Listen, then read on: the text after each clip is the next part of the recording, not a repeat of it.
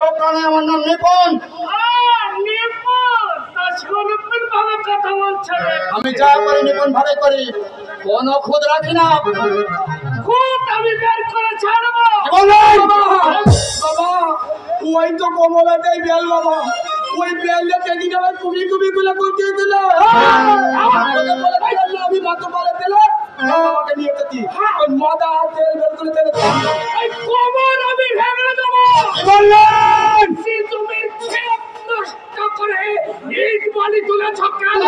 এখানে বাড়ি উঠবে, বাড়ি উঠলেই হলো। রাজ্য বিচারক অনির্বাণের অনির্বাণের বাপে, তার বাপের নয়, তার ঠাকুর দাদারও। কি বলে গিয়ে ওখানে আমি বাড়ি ওঠাতে দেবো না।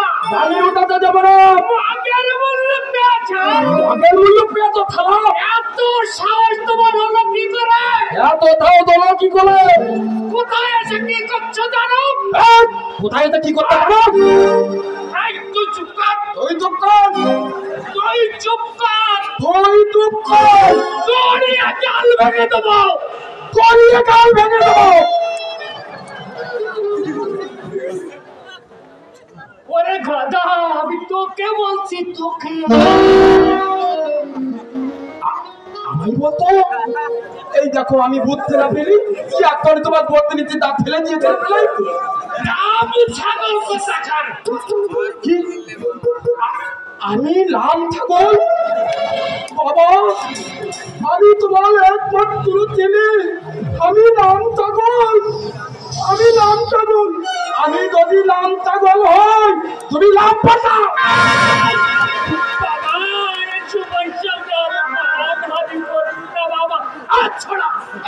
আমার নাম ছোট্ট নয়, আমার নাম নিপুণ।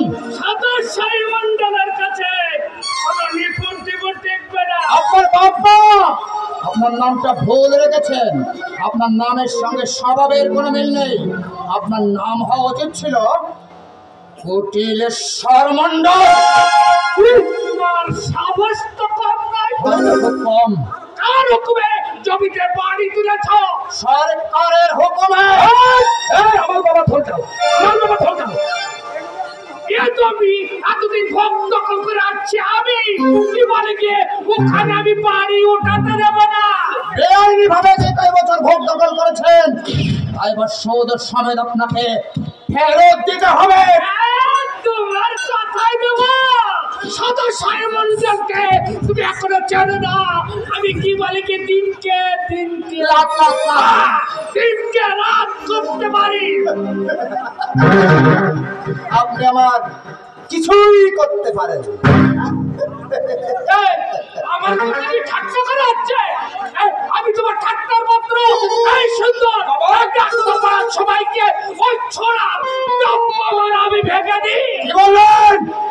ডপ্পাই মারা ভেঙে দিতে আসার আগে যদি একখানা পেটো ছেড়ে দিই। পেটো পেটো বাবা, পেটো কি জিনিস জানা আছে বাবা? পেটো যদি খাবার জিনিস হয় আমি কিন্তু ধর খাবো বাবা।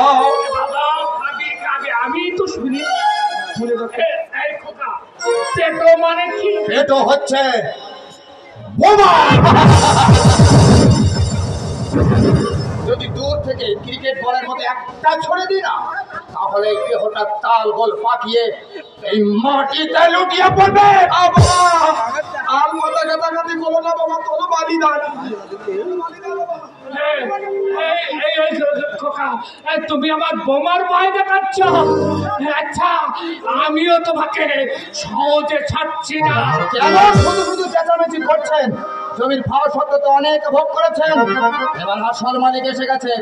এখন যান, আগে এখানে বাড়ি উঠুক, তারপরে গৃহ প্রবেশের দিন এসে ভালো মন্দ এক পেট খেয়ে যাবেন।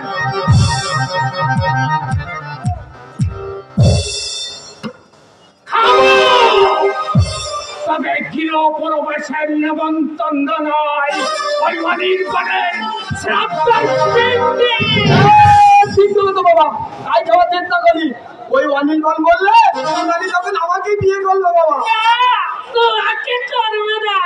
অত করে তোকে বললাম মেয়েটাকে যদি পটিয়ে বিয়ে করতে পারিস তাহলে ওই অভিমানের সমস্ত সম্পত্তি আমরা পেয়ে যাবো। উল্টে কি বলে ও মেয়েটাকে চটিয়ে কুস্তি নাচ করে চাললি। আমি তো চিন্তার কথা তুলতি বলিনি বাবা, এরা সবাই জানে, কিন্তু আমায় কিছুতেই পাত্তা দিতে চাই না বাবা। সব পদার্থের মূল ওই অভিমান সমাজটা। সে যদি পানির বাড়িকে বাড়িতে ঠাই না দিত, কিছুতেই আমার জায়গা জমি দখল দিতে পারত না।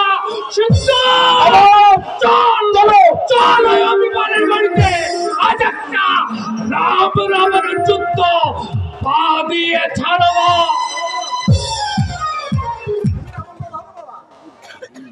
তুমি লাবণ বধ হও বাবা, আমি বালির দিকে পিঠ টানবে। সোনালি চেহারালে কি দেখ নাই, কিন্তু পাকা তালিমের মতো lock top top top top top top top করে পড়ছে। তাহলে এত থামান বাকি, এত থামান বাকি, এত থামান বাকি, কবু ভক্ত হতে নে থামান বাকি মানুষ ভক্ত হয় না, সেটা শুধু আমার বেলায় বলো তো। আচ্ছা থামানের কোনো ক্ষমতা, আমার মনে কোম্পানির কোনো ক্ষমতা আছে, কোনো বলবেন আছে, তা নাহলে মানুষ আবার থামানে পরীক্ষা হয় না। কিন্তু সোনালিকে কিভাবে পটানো যায়, কিভাবে পটানো যায় মনে হলে ও থামনে দিয়ে খুব সুন্দর করে একটা হিন্দি গান গাবো। হিন্দি গানটা শুনে ও ঠিক আমাকে তলিয়ে ধরবে, ঠিক আমাকে বাবা বেঁধে ফেলবে, কিন্তু কোন গানটা গায়?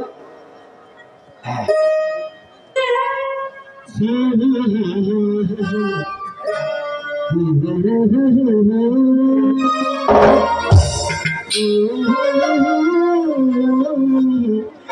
ना पहला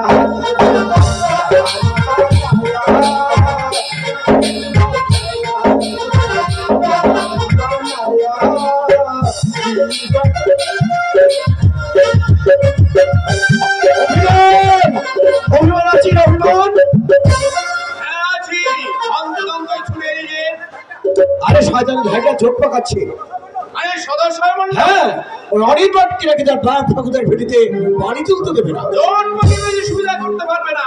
গলা বেঁধে আমরা কাজে নেমেছি, ওদের দখলের নির্দেশ নেওয়া আছে। তাহলে যত ছেলে ভালো করুক, ওই বন্ধুকে তরফানি থেকে আমি ভেবেছিলাম ওর পিছনে বুঝি আইনের জোর আছে, তাই খবর তোকে দিতে এসেছিলাম। আচ্ছা চলি।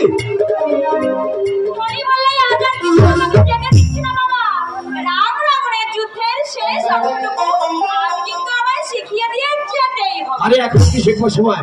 ও তুই যখন বলছিস আর শুধু মুখ ধরে দিয়ে যাবো, তাহলে সে পুরো গানটা তোকে শিখে দেবো।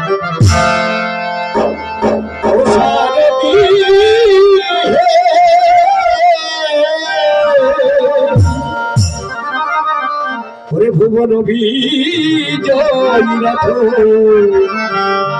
ওরে সাজিয়ালো মনের মতো মনোরথ দেখিতে সুন্দর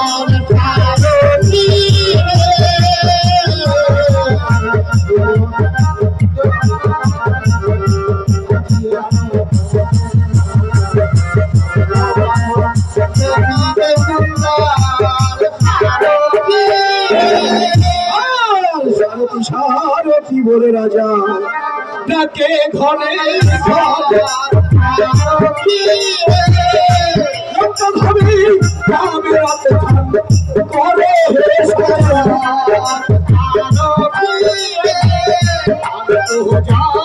জানিলে রাজার সংগ্রামে যাবে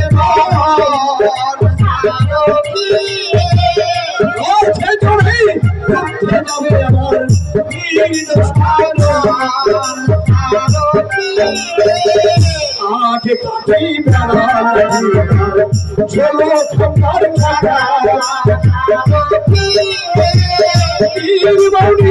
পরিপতি রাজে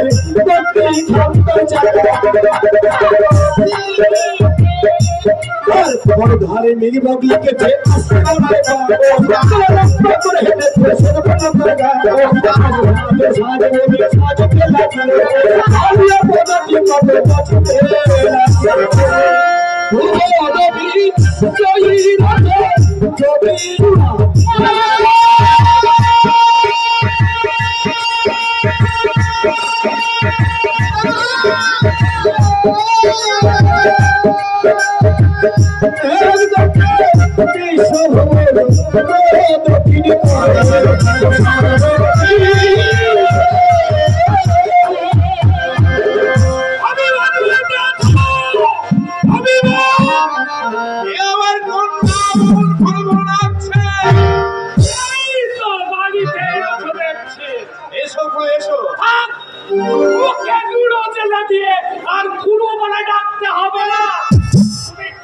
করেছো, দুটো পয়সা হয়েছে বলে ধরাকে ছড়াকেট করছো।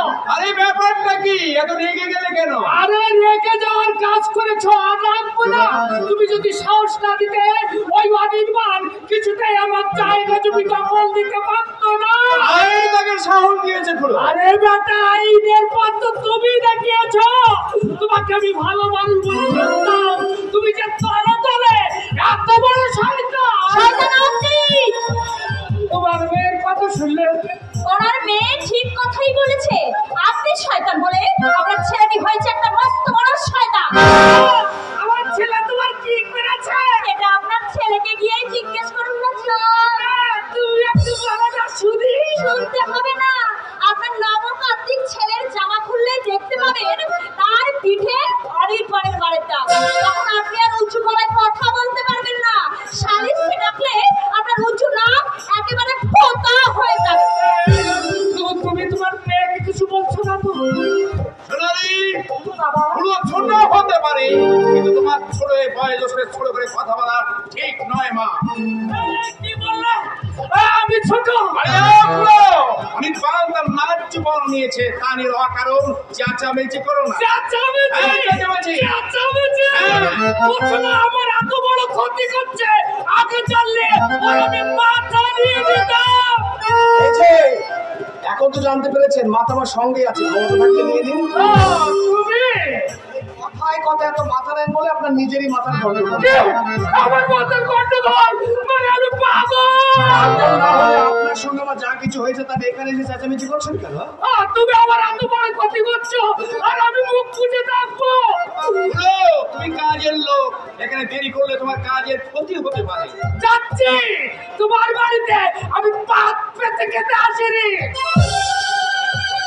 মানে এই ভিড়টা তো বাড়ি তুলেছ, আমাকে চটিয়ে এই গায়ে বাস করতে পারবে? কেন পারবো না? আপনি কি এমন কেউ বেটা? আমি গায়ের একজন মাতব্বর। ময়দানে তলোয়ার ঘুরিয়ে নিজেকে বীর বলে জাহির করলে কেউ বীর হয়ে যায়। তারপরে তুমি বলতে চাইছো টাকা পয়সা থাকলে বড় লোক হওয়া যায়, মাতব্বর হওয়া যায়। আমার এত বড় অপমানের কথা শুনে তুমি মুখ বুঝে রাইলে অভিমান? তা তো থাকবেই।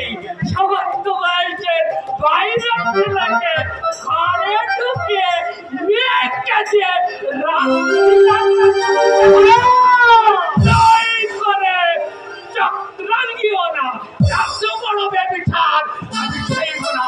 তোমাকে আমি এক করে করে ছাড়বো, তবেই আমার নাম সদাশয় মণ্ডল। শুনুন শুনুন শুনুন শুনুন, একটা কথা আপনাকে বলা হয়নি।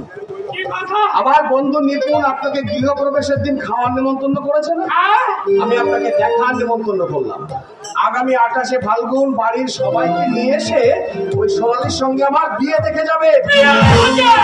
তুই যেন ওই শ্মশানে লোভী মানুষের স্বার্থে বাধা পড়লে হিংস্র পশুতে পরিণত হয়। তুমি কি আজ কলকাতায় যাবে বলে ঠিক করেছো? হ্যাঁ, যেতেই হবে। এমনি তো অনেক দেরি হয়ে গেছে, ঘন্টা দুই পরে একটা ট্রেন আছে, ভাবছি আমি ওই ট্রেনে রওনা হবো। কাজের ক্ষতি করে তোমাকে আমি আটকে রাখতে চাই না। যাবার সময় তোমাকে আমি একটা কথা বলে যাচ্ছি, তোর বাবার ঘটনার যেন পুনরাবৃত্তি না হয়। সেই লজ্জা, সেই অপমান একটা মুহূর্ত আমি কি এমন সুন্দর মুখে আবার কালো মেঘের আনাগোনা কেন? তুমি 28শে ফাল্গুন আমাদের বিয়ের দিন কেন ঠিক করলে? 28শে ফাল্গুন আমার বাবা যে তোমার মায়ের বুকে চরম আঘাত দিয়েছিল সোনালি, আত্মা যদি সত্যি অবিনশ্বর হয়, ওই দিন নিশ্চয়ই তোমার মায়ের আশীর্বাদ আমাদের উপর ঝরে পড়বে। আমার মায়ের প্রতি তোমার এত শ্রদ্ধা, কত বড় মন তোমার জানো। তোমাকে আমি বড্ড বেশি চাই বলে মাঝে মাঝে তোমাকে যখন আমি উদাস হয়ে থাকতে দেখি, তখন আমার ভীষণ ভয় করে। যা বাবা, আমার উদাস ভালো তুমি লক্ষ্য করেছো। মেয়েরা একবার যাকে মন দেয় তার সব কিছু ফুটিয়ে দেখতে জানো সোনালি, জীবনের ছোট ছোট আশা প্রত্যাশাগুলো যখন তখন আমার মনের উপরে এসে কি দিয়ে আমাকে বড় ব্যথা দেয়। আরে ব্যথা, এবার আমি কাউকে বলতেও পারি না, আমার সইতেও পারি না। তবে তোমার কোনো ভয় নেই সোনালি, তোমাকে আমি ঠকাবো না। আচ্ছা, আজ কি তুমি চলে যাবে? হ্যাঁ, যেতেই হবে। হ্যাঁ, কয়েকদিন বাদে নিপুণ এসে তোমাকে নিয়ে যাবে। শোনো, নিপুণের যদি আসতে দেরি হয় তুমি কিন্তু আমাকে চিঠি লিখবে। হ্যাঁ, তা না হয় লিখবো, কিন্তু তোমাকে দূরে রেখে আমাদের থাকতে খুব কষ্ট হবে। তোমাকে যত দেখি আর অবাক হয়ে আমি কি ভাবি জানো? কি? সকালে যখন শিউলি ফোটে, শিশির সে ফুল বুক পেতে নেয়, তুমি ভালো বলে ভালোবাসি, হারাই তোমার চোখে। সকালে যখন শিউলি ফোটে, শিশির সে ফুল পেতে নেয়, তুমি ভালো বলে ভালোবাসি, হারাই তোমার চোখে। শোনালি, যে কোনোদিন আমি তোমাকে কাছে পাবো না, আমি কি নিয়ে থাকবো বলো তো? কেন? আমি জানিয়ে থাকবো কি? আমাদের ভালোবাসা। আরে না রে, শুধু শুক্র ভালোবাসা ভালোবাসা আমার মন। তাহলে তাহলে তাহলে তা পেয়েছি, আমার সোনালির মিষ্টি ছোঁয়া আমি দুহাতে মাখিয়ে নিয়ে গেলাম। যখনই আমার তোমার কথা মনে পড়বে তখন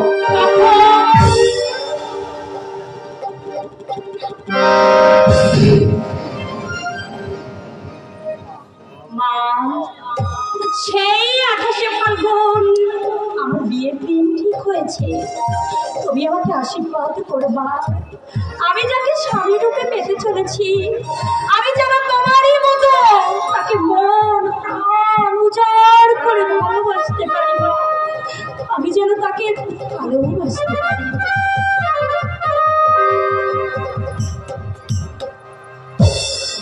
দীর্ঘ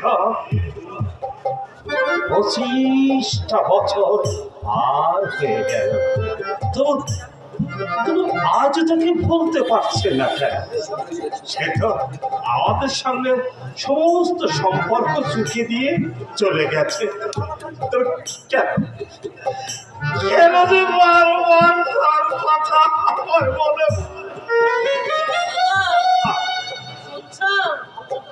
আলু সেদ্ধ ভাত নামিয়েছি, শরীরটা খারাপ বলছো যখন আজ আর চান করো না, মাথা ধুয়ে সেঁকলে আলু সেদ্ধ ভাত আজ না হয় জুটল হল্লা, কিন্তু ওই বাবুদের বাড়ির কাজটা তো তুমি ছেড়ে দিয়ে এলে, এরপরে আমাদের কি করে চলবে হল্লা?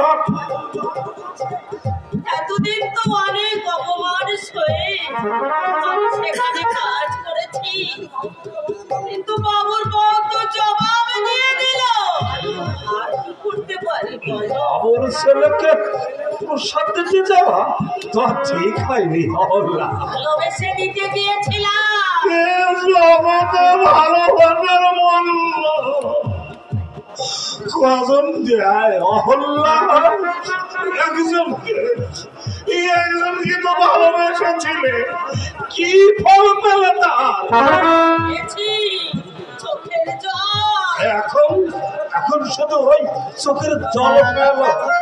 আরো ভগবানকে দেখে দেখে বলো, বড় জন্মে তিনি যেন কোনো সন্তান না দেন, কোনো সন্তান না দেন। ঠাকুরকে ডেকে আমি তাই বলি গো। চলো না, শিবাড়িপুর চলে যাই। সেখানে গিয়ে আমার কিভাবে বাঁচবো? আমার তো জমিতে খাটবার মতো কোনো শক্তি নেই। আয় খালাস বাবা, জমি 3 বিঘে তো খালাস হয়ে গেছে। আর অভিমান যখন আছে একটা ব্যবস্থা আমাকে ঠিকই করে দেবে। না না হল্লা, ওই দেশে ফেরার কথা তুমি মুখে এলো না। গায়ের মানুষ আমার নানা রকম কথা বলবে, আমি আমি তো সহ্য করতে পারবো না। আমি সহ্য করতে পারবো না। আছে নাকি মুখে বলো? আছে আছে আছে। এই বুড়ির সঙ্গে প্রেমের গল্প করছিলে বুঝি? বাবু আপনি চিনতে পেরেছো তাহলে? আমার শুনে আমিও চিনতে পেরেছি। ও অহল্লা, অহল্লা, এই বাবু বিমানবন্দরে আমাকে টাকা দিয়েছিল অহল্লা। এই দেখো তো তুমি দাঁড়িয়ে আছো কেন অহল্লা? বাবুকে বলবার জন্য কিছু পেতে দাও না অহল্লা। আমি বাবু মানুষ, বড় লোকের ছেলে, গদিয়াটা চেয়ার ছাড়া বসতে পারবো কেন? সাধারণ একজন মোটের ঘরে আপনি যে গদিয়াটা চেয়ার পাবেন না বাবু, তার জন্যই তো এখানে এসেছে। আমি এসেছি তোমার বুড়ির কাছে। বুড়ির কাছে? আমার কাছে কেন? বারে সেদিন অত ঘটা করে তোমার পায়ের ধুলো মাথায় তুলে দিলাম, আর তুমি আমায় কিছু না বলেই চলে এলে। বৌদিমণি আমার কাজে জবাব দিয়ে দিল। বৌদি মনেই বুঝি সব? ওই বাড়িতে তোমার বুঝি আর কেউ ছিল না? কে ছিল? ছিল যার কল্যাণ কামনায় তুমি সুদূর দক্ষিণেশ্বর মায়ের মন্দিরে পুজো দিয়ে প্রসাদ নিয়ে এসেছিলে। তোমার সেই নাতি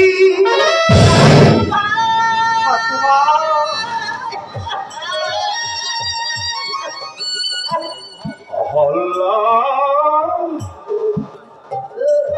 ভাই ঠাকুমা, ও অহল্লা, আমাদের উজ্জ্বলের ছেলে, আমাদের দাদু। কে কে কে বললে? ও উজ্জ্বল ছেলে চাই ঠাকুমা, আরে ঠাকুরটাকে দেখতে হল্লা। ও হল্লা, আমি স্বপ্ন দেখছি না তো? আমি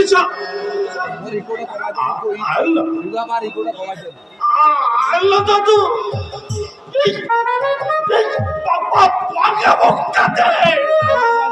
একবার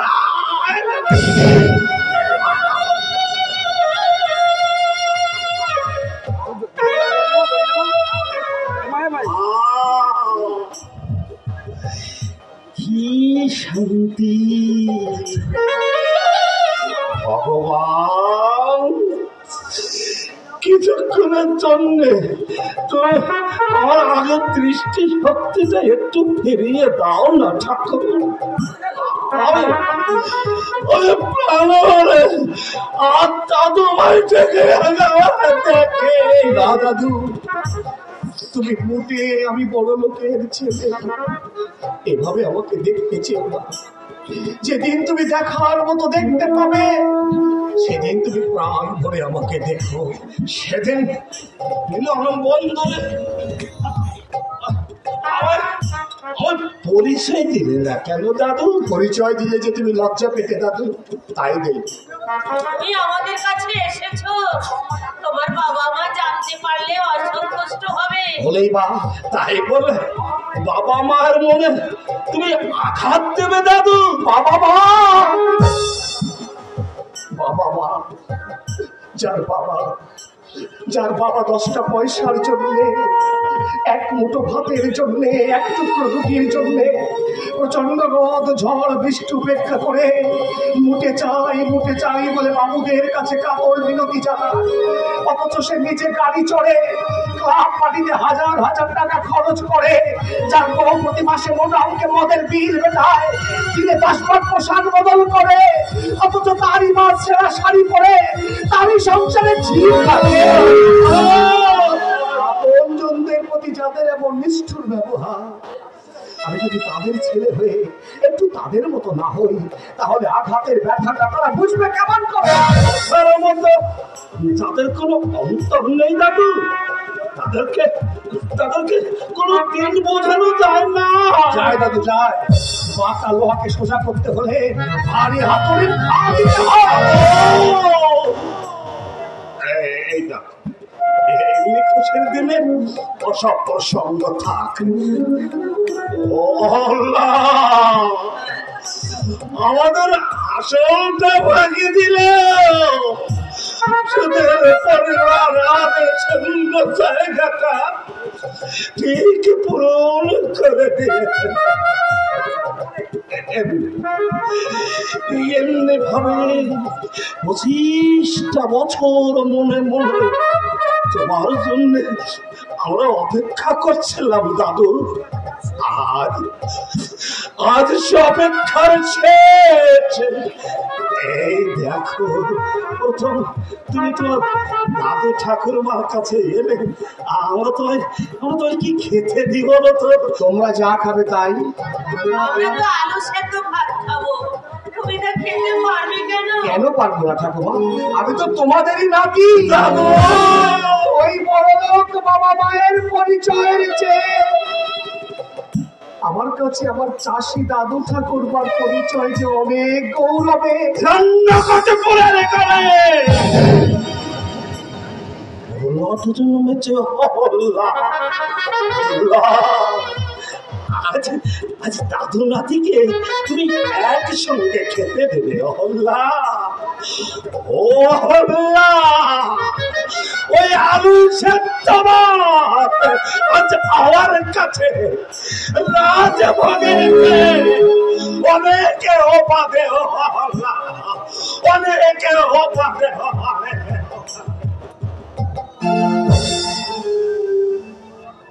এই তো আমার স্বর্গ,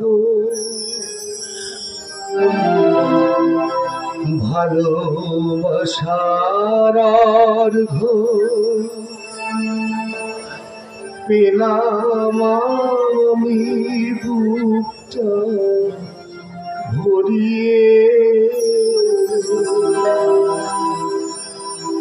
তোমার মমতা,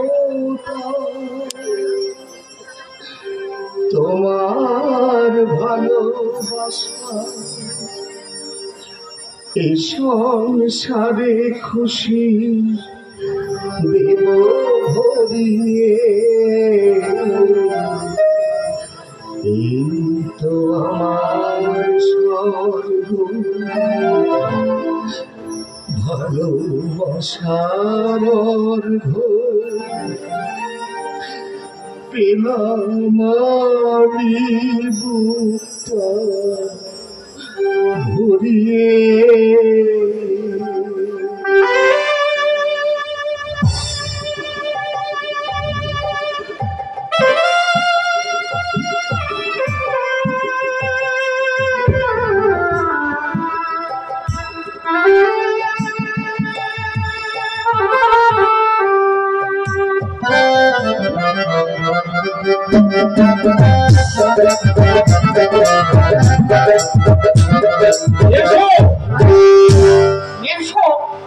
আপনার মেশো আছে, তা আগে বলেননি তো? আরে মেশো নয়, তোমাকে বলছি এসো। আস্তে আস্তে দাঁড়িয়ে পড়লে না, তাই ভেতরে আসতে রেখেছি। দেখেছেন আপনি আবার আসতেও পারেন নাকি? তোমার পাল্লায় পড়লে সব কিছু পারতে হবে। কাছে আসতে হবে। আমি বলছিলাম ওহ, কি মুশকিল, কানে শোনার যন্ত্রটা রেখে কেন? কোথায় রেখেছি খুঁজে পেলাম না। কাকে মারতে হবে বললেন না তো? তুমি একাই আর সবাইকে যেতে করবে দেখছি। মুখ নড়ছে আপনার, মনে হচ্ছে কিছু বলছেন, একটু জোরে বলবেন। তোমার জন্য আজ দেখছি মাইক ফিট করতে হবে। ফিট করতে হবে? কাকে ফিট? আমি বলছিলাম কি, আজ যখন অনির্বাণের সঙ্গে ওই কৌশলের বিয়ের দিন ঠিক হবে, আমার খুশির দিনে কাউকে ফিট না করাই ভালো।